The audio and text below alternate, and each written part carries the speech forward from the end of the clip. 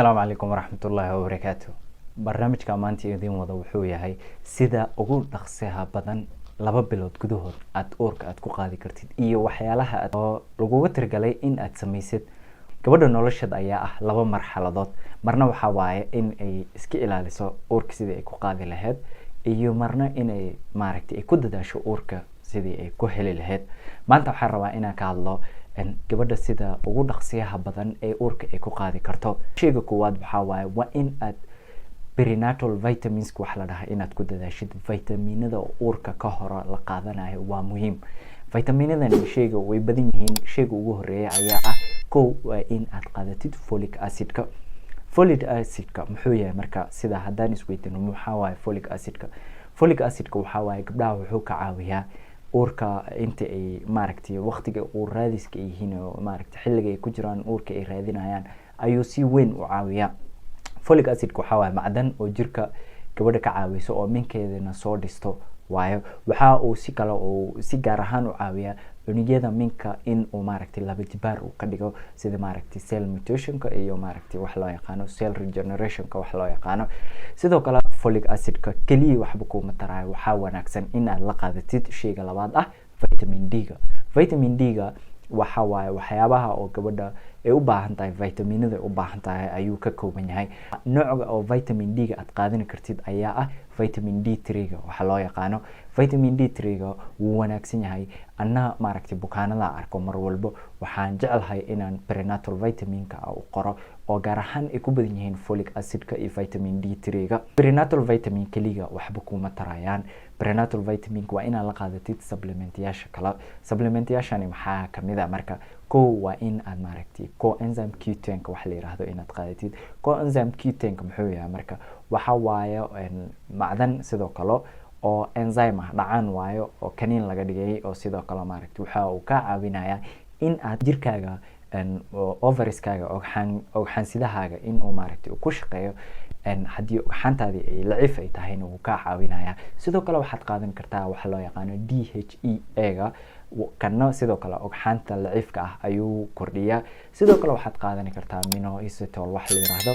marka saddexdan shay coenzymeka DHEA-ga, coenzyme Q10-ka, DHEA-ga iyo minoxidilkan waxa ay ku xiran yihiin waa inaad dhakhtarkaaga aad la tashatid marka aad qaadanaysid. waa aad qaadan kartaa laakiin gaar ahaan dadka waxaa loo isticmaalaa qaato PCOS-ka, cudurooyinka xanuunada kala duwan oo hoostaas iyo PCOS-ka dadka ay ukumahoodii laciif ay yihiin baa badi qaata. laakiin gaar ahaan caafimaad ahaan waad u qaadan kartaa laakiin waa inaad dhakhtarkaaga aad la tashatid. sidoo kale waxa aad sameyn kartaa marka aad uur raadiska aad tahay xilligan aad ku jirtid laba bilood gudahood, bilooyin gudahood inaad uur aad ku qaadid aad rabtid, waxa aad sameyn kartaa waxa loo yaqaano cuntadaadii iyo lifestyle-kaaga inaad controlshid waay. noloshaada, dhaqanka noloshaada iyo nolosha ku jirtid iyo cunadaadii waa inaad controlshid. cunadaadii iyo lifestyle-kaaga aad controleysid waxyaalo badan bay kaa caawinayaan. waxaa kamid ah haddii aad lifestyle-kaaga aad controlshid. lifestyle-kaaga waxaa waaye hab dhaqanka noloshaada ama sida aad nolosha waqtiga iyada aad ku jirtid waa in aad controlshid. controlkani waxaa kamid ah marka kow waa in aad miisaanka badan jirkaaga hadduu miisaan badan uu leeyahay qof oo oo hilib badan leh haddaad tahay waa inaad iska jirtid. sidoo kale waa in aad yareysid ama in aad aad samaysid exercise-ka waa inaad badsatid. kani wuxuu ka caawinayaa exercise-ka haddaad badisid sidoo kale hilibkaagana wuu yaraanaya, miisaankaagana hoos buu u dhacayaa. sidoo kale waxaa laga rabaa in aad badisid haddii aad dhaqamaha dadka ku jirtid sigaarka cabo waxyaalahaas oo adel waa inaad iska yareysid. cunno ahaan haddaad u imaadid waa inaad 3-4 shay aad iska yareysid. waa inaad sokorta aad iska yareysid. 2 waa inaad hilibka guduudan aad iska yareysid. 3 waa inaad iska ilaalisid cunooyinka oo saliidda ay ku badan yihiin loo yaqaano processed foodka. waa in sidoo kale aad badsatid cunada ay u badan tahay qudaarta iyo cagaarka. waxyaabahan oo idil waxa ay la xiriiraan dhanka diet-ka. diet-ka waxa waa cunada aad qaadanaysid. cunada aad qaadanaysid saameyn badan bay kugu leedahay haddii aad gabar ah tahay. sidee ay ku saameyn kartaa cunadani? haddii cunno sokor badan aad qaadanaysid jirkaaga sidii la rabay uma shaqeynayo, unugyadaadii ma shaqeynayaan, jirkaaga oo idil waa under stress oo idil. Sokorta dhibaatooyinkeed muuqaal ayaan kaga soo hadlay baa jirto. Sokorta dhibaatooyinkeeda iyo dhibka qofka sokorta qaadanayo oo caadi u isticmaalayo dhibaatooyinka ay u keeni karto. Marka sidoo kale cunada saliidda u badan tahay haddii aad qaadanaysid xanuumo kaama dhamaanayaan. Gabarna haddaad tahay maaragtay dhibaato badan bay ku keenayaan, miisaankii baa kugu darsamaya, waxyaalo badan oo maaragtay aad la tacaali karin ayaa kugu soo ziyaadayo. Sidoo kale haddii aad badsatid marka qudrada iyo maaragtay cagaarka, waxaad ka helaysaa vitaminada naturalka ah.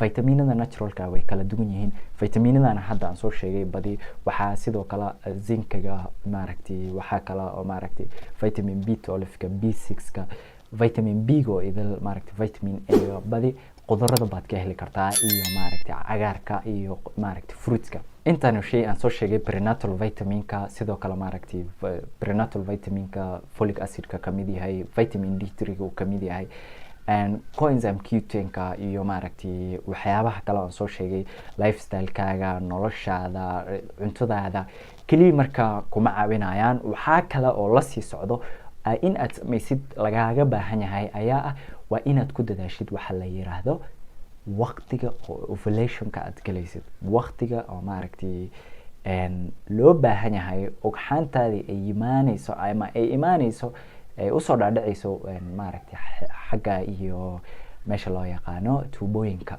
waa inaad controlshid waqtiga aad ovulationka aad soo galaysid, waa inaad controlshid. Marka muuqaal ayaan ugu soo hadlay ayaa jirto ovulationka oo idil, ovulationka iyo maaragtay sidii aad ku waqtigii ovulationka aad ku ilaalin lahayd. marka ovulationkani waxa uu ka caawinayaa sidii adiga iyo xaajigaaga aad ku kulmi lahaydeen iyo waqtiga ugu habboon aad ku wada qaadan lahaydeen ayaa maaragtay uu ka caawinayaa. jir ahaan calaamadaha ovulationka wax walba muuqaalka ayaan ugu soo hadlay, waad ka daawan kartaa, gudaha inaad gashid waad daawan kartaa.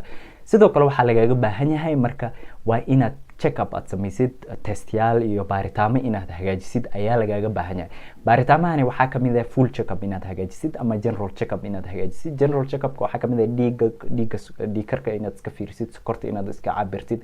waxaa kaloo lagaaga baahan yahay inaad fiirisid maxaa la yiraahdaa dhiigga guud, infectionada maaragtay HB-gaaga inaad fiirisid. sidoo kale waxaa kaloo lagaaga baahan yahay inaad samaysid maaragtay xanuunada gudaha oo idil inaad iska fiirisid, ama reproductive check-upka waa inaad samaysid. xanuumadani waxaa kamid ah maaragtay xanuunada STI-ga loo yaqaano sexually transmitted infectionka, minkaaga shaqayntiisa inaad fiirisid.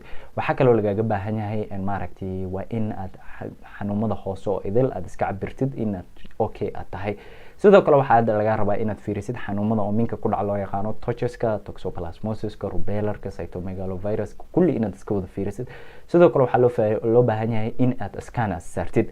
waxaan oo idil haddaad isu keentid waxaad helaysaa nolol wanaagsan iyo maaragtay ilmo oo maaragtay caafimaad qaba. waxaan idin rajaynayaa maaragtay barnaamijka gabagabadii gunaanidkii baan soo gaarnay. waxaan idin rajaynayaa sidaas iyo nabadgelyo.